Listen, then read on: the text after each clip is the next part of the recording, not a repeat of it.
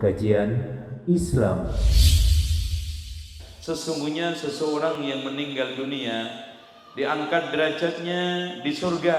Lalu ia berkata, "Wahai Tuhanku, dari manakah ini?" Dia berkata kepadanya, "Karena anakmu membaca istighfar untukmu." Yang dikatakan di dalam hadisnya, ada orang yang masuk surga, penasaran, "Anna hadza dari mana?" Maka dijawab, "Bistighfari waladika laka," karena istighfarnya anakmu kepadamu. Itu loh, Pak. Makanya kalau ada orang sekarang nyekolahkan anak, ngeluh bayarannya, mendidik anak, ngeluh nggak sabar konsekuensinya, ini nggak ngerti hasil daripada pendidikan anak itu. Apalagi kita nanti jelaskan. Katanya Ibnu Qayyim berkata, oleh karena itu banyak orang yang rusak akhlaknya karena keteledoran pendidikan saat masa kecilnya. Ketika kita sekarang mendidik dari sejak dini, perjuangan pengorbanan kita kerahkan, kemudian kesabaran kita terus kawal di atas landasan ikhlas benar, orientasi tujuan akhir ridha Allah, pahala surga insyaallah. Itu harus kita miliki semua.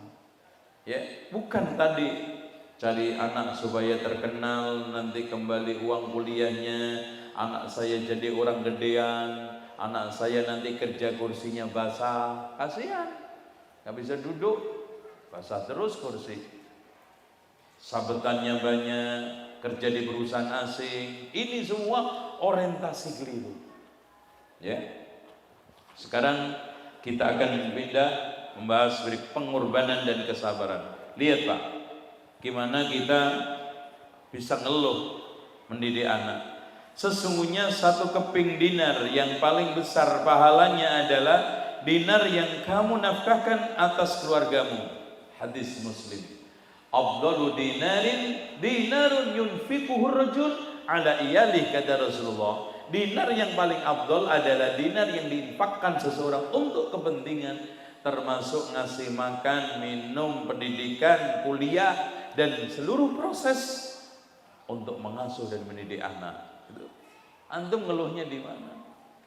Seandainya antum harus bayar sebulan 2-3 juta kalau mampu untuk menghafal 30 juz, ruginya di mana Pak?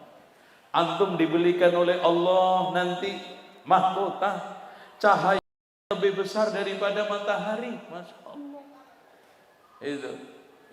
Makanya kalau ada orang ngeluh, apalagi merasa resah gundah dalam proses mendidik anak, entah ngeluh tenaga, pikiran, materi, itu nggak paham pendidikan, nggak paham konsekuensi pendidikan, dan nggak paham nanti ending pendidikan di akhirat itu apa.